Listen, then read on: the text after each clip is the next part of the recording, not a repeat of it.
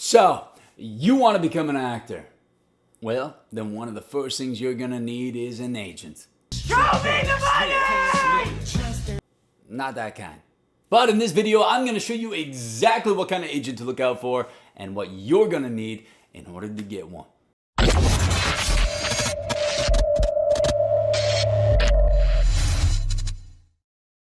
Hey everybody, my name is Chad Rook and this is Acting with Chad Rook, where I take my 20 plus years experience as a professional, successful actor and I teach you all the tips and tricks that I've learned along the way so that you can use them in becoming a successful actor yourself. If this is your first time on my channel and you love the industry of acting, or you're an actor yourself and just want to fine-tune those skills, then make sure you hit that subscribe button, hit that bell on the side so that you're notified every time I release a new tips and tricks video that's going to help you along the way. Now, how do you get an agent? An agent is one of the biggest and most important decisions that you're going to have to make as an actor.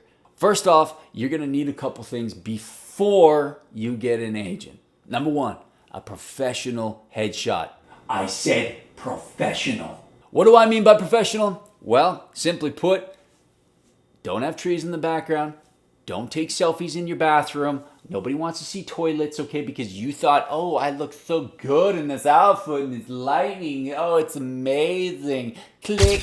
Oh, let me send this to my agent. No, professional headshot.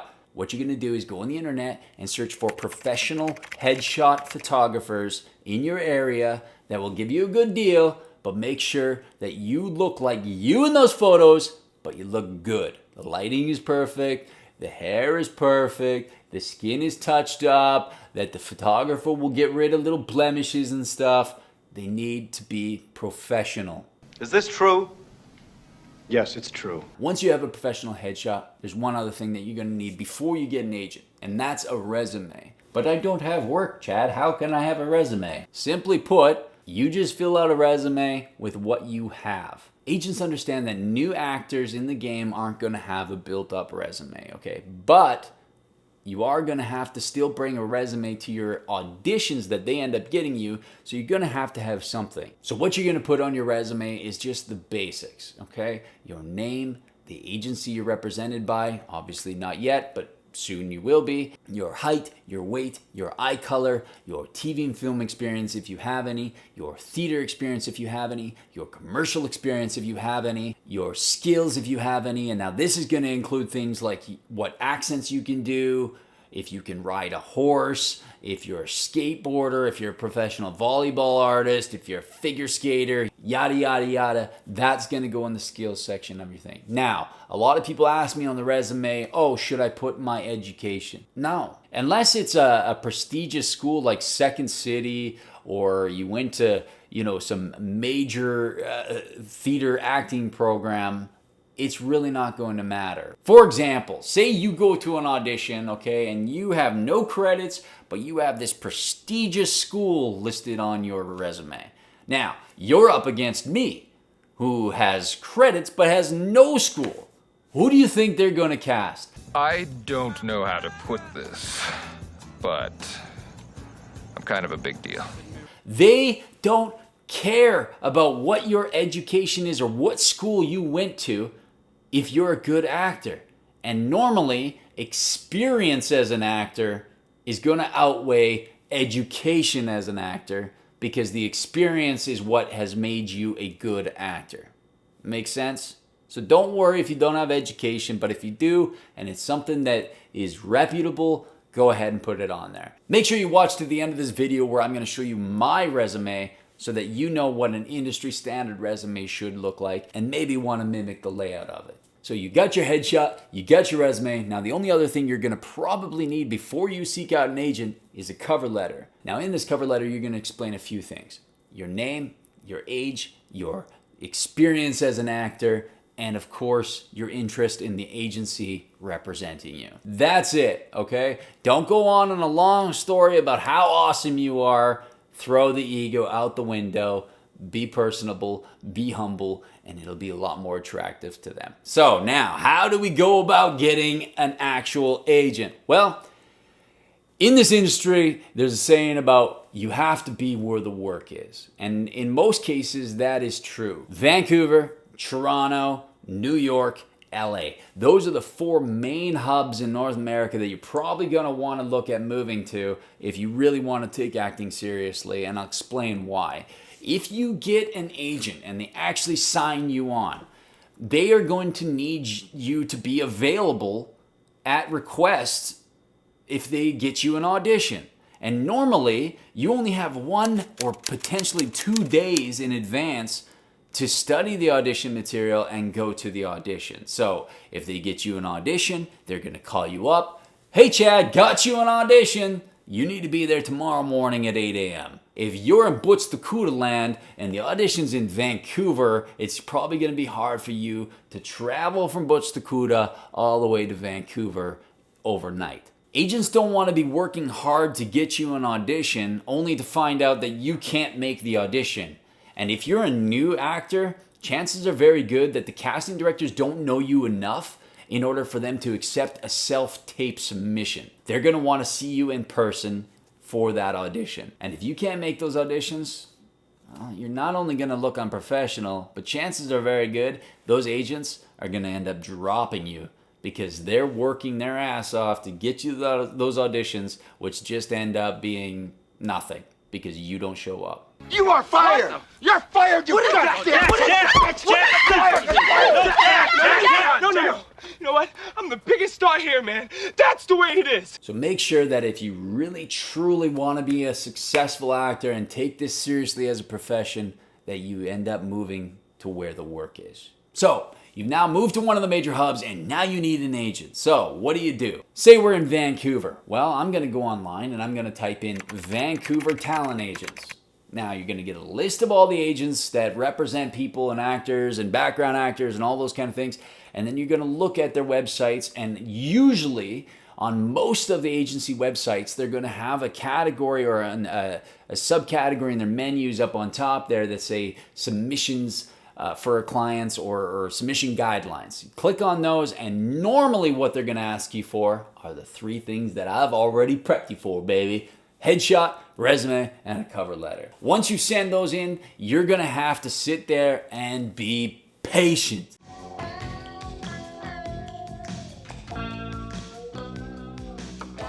Patience is one of the #1 things that you're going to have to not only get used to, but learn to love, because that is what acting is. You are going to be sitting around waiting forever sometimes for a response from either your agent to hear about an audition, or in this case, if whether or not the agent is interested in representing you. Get used to being patient, get used to rejection, and usually that comes in the form of not hearing anything. You know the old term that they say, no news is good news?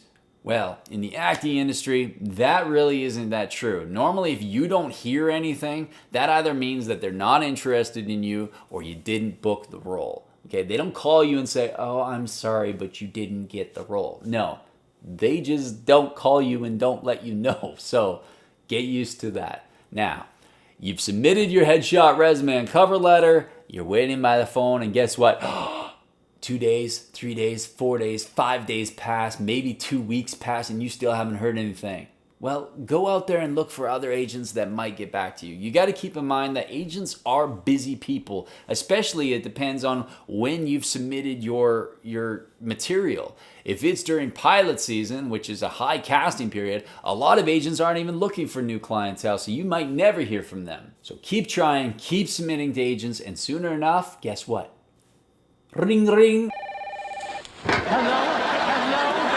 That phone is going to ring, and one of the agents are going to love your headshot, and they're going to love your resume, and they're going to call you and ask you to come in to meet with them because they are interested in potentially meeting with you. Just because you got a phone call does not mean you have an agent. You still got some work to do. Now, they've set up a meeting for you. You go into that meeting looking professional. I can't stress this enough. Your first appearance to them is everything. They need to know that they can trust you as a client to go and represent their agency in auditions. If you show up in sandals, or you show up in slacks, or you show up without your hair combed or no makeup on, or you just look like you just rolled out of bed, you're not going to get an agent because they can't trust you to be presentable when they send you out for auditions. Another thing that they're going to do at the agency meeting normally is introduce you to the team.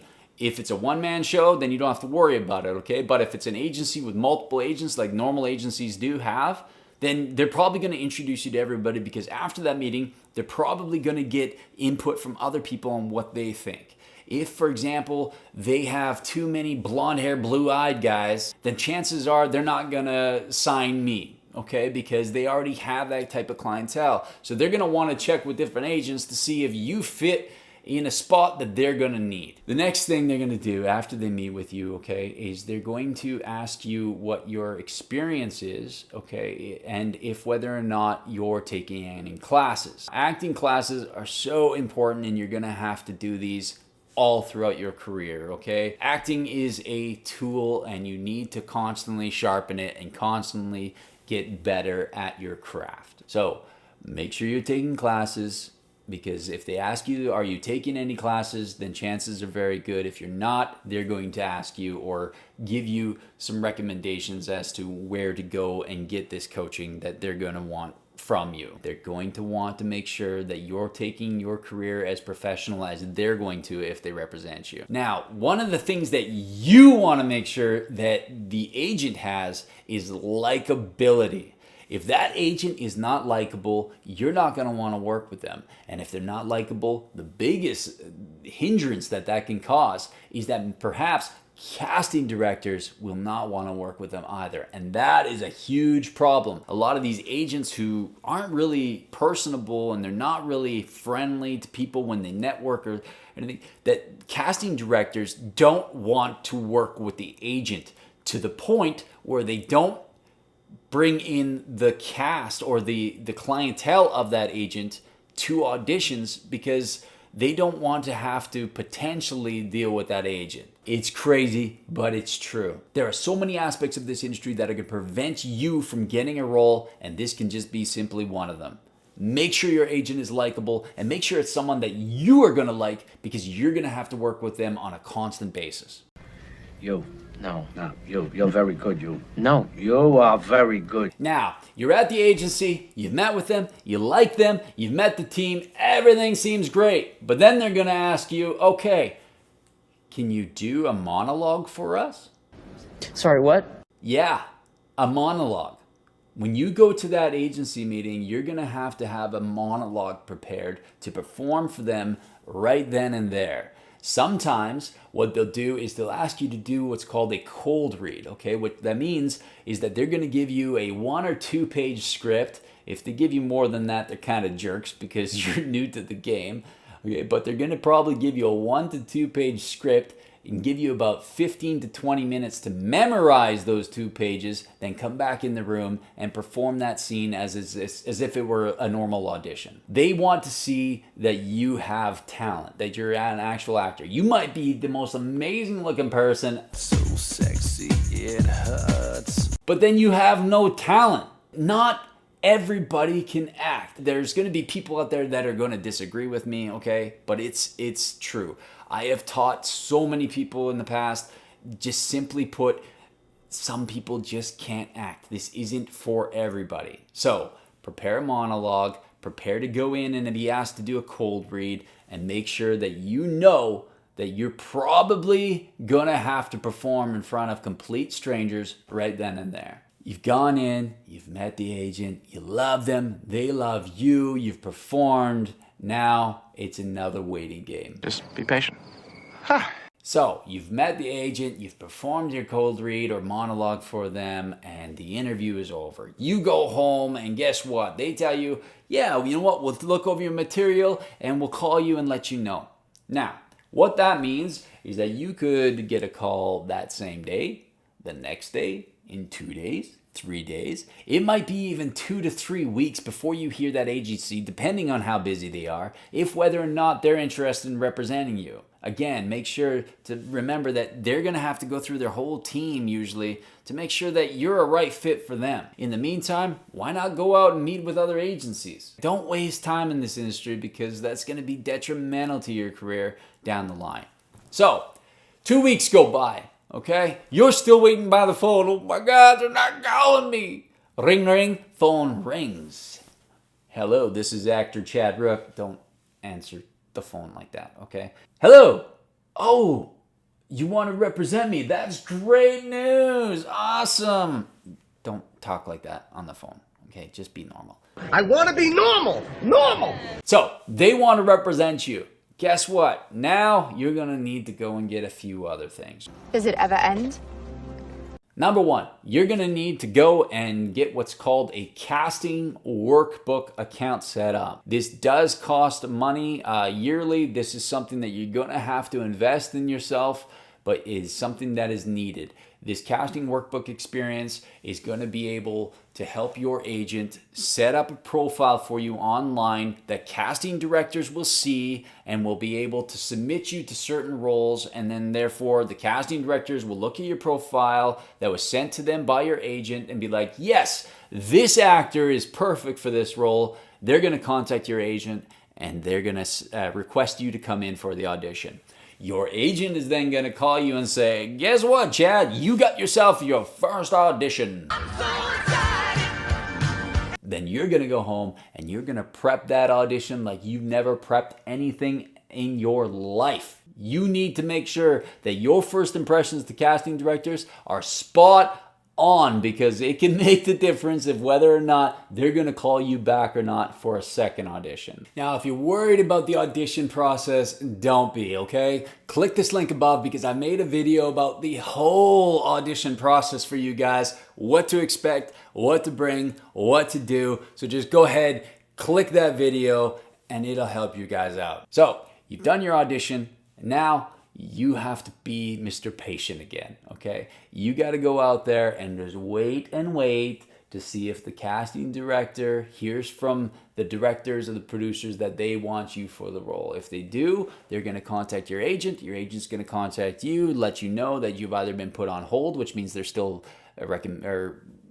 considering you for the role, but they haven't quite yet made a decision, or they're going to let you know that, hey, you booked the role. Cha-ching! Cha-ching! Now, your agent is going to do a lot more for you than just booking auditions, okay? They're going to guide you in your careers a lot. Normally, guiding you in your career is something more that a manager would do down the line. But if you're like in my case, a lot of agents, you become personable with them and they will help you along the way. Agents will also do a lot of things in regards to the negotiation of your contracts, okay? They will talk to casting on your behalf, okay? And normally when you sign a contract with an agency, it's going to be either a 1-year, 2-year, 3-year contract. Make sure there is a clause in the contract that you can get out of the representation if, for example, your agent sucks, meaning they're not doing their job, they're not representing you, and they're not getting you auditions. The last thing you want is to be stuck with a bad agent who isn't doing their job and you have a 3-year contract. That's not something you want. Another thing you want to be careful about is a thing called shelving. A lot of people don't know about this, but this is an ugly truth in the industry. And what shelving is that an agent will bring somebody on who they see as a threat to their already existing clientele. Let me explain. I'm a blonde-haired, blue-eyed guy, okay? Say I was looking for an agent. I go in, I have an amazing headshot, I have credits, and I'm just looking for new representation. So I go to see an agent who I think will represent me because they have working clientele, and I'm like, yeah, they might be a good fit for me. So what they do is they look at me and be like, yeah, this guy's a working actor. Now, we already have blonde-haired, blue-eyed guys, but guess what? We're not going to tell Chad that. No, instead, what we're going to do is we're going to sign him, and then instead of sending him to auditions, we're going to send our already existing clienteles to the audition, and because they all have the same look, we're going to shelf Chad and not send him to auditions, because all that does for them is remove me as competition for their clientele. It's called shelving. It's disgusting, but it happens. So a client will sometimes sign you to shelf you to remove you from the competition. Be careful of that. These are reasons why you need a clause in your contract so that you can get out if any of these things happen, okay? You've signed the contract. In that contract, you're going to give your agent the right or authority to sign legally on your behalf. What they're going to do is, say for example, you get a role, they're going to be able to negotiate your pay rate, your buyouts. What a buyout means is that if, say for example, you make $100 a day and the buyout is 105%, that means you get $100 a day plus 105% of that, so you then make $205 total. A lot of times this can be negotiated. It's called your day rate, and that's what the agent will do. Also, your agent will negotiate things with casting, such as if whether or not you get a standalone credit on screen, if whether or not you get per diem, which is paid like if you're out of town and they have to send you into another city to film, if whether or not you get money every day for food and expenses. Are they going to support transportation? Are they going to spend money on your airfare, or do you have to get there yourself? There's a whole bunch of things that they're going to negotiate for you. Do you get a trailer on set? Now, this is a big thing because comfort on set is a huge thing. Whether or not you're locked in these little cabinet boxes that they put people in, or whether or not they get you what's called the triple banger, where you have a couch and sometimes your own fireplace, shower, all that kind of jazz. So it does make you feel like a little bit of a rock star, but you kind of need a rock star agent in order to get there. And that's stuff that you'll build up in time, and as your career gets bigger and stuff, these are things that are not only expected, but usually something that is thrown at you by the casting and negotiated again by your agent. Also, a major thing that a lot of good agents will do is follow up with casting after your auditions. They can get notes. Say, for example, you don't book a role. Well, your agent can then call the casting director and say, hey, are there any notes or tips, or was there any things said by the director about my performance or anything like that? Because then they can get feedback and they give that to you so that you can use it to get better and better auditions in the future. Agents are so important in your career, okay? They play a big part in every aspect of you getting a role as a professional actor. Thank you so much, guys. That is it. You now have an agent. You're now on your way to becoming a working professional actor. And like I promised, take a look. Here is my resume so that you can have a look at what an industry standard resume should look like. Hopefully, you'll be able to build up those amount of credits in no time and be on your way to becoming a successful actor. Thank you again so much for tuning in, guys. My name is Chad Rook, and if you enjoyed this video and if it helped you out, or if you're interested in learning more tips and tricks down the line that you can use for your acting career, please hit that subscribe button and that little notification bell so that you know as soon as I post another video. Thank you so much, guys. Take care of each other out there. Love one another and go kick some ass.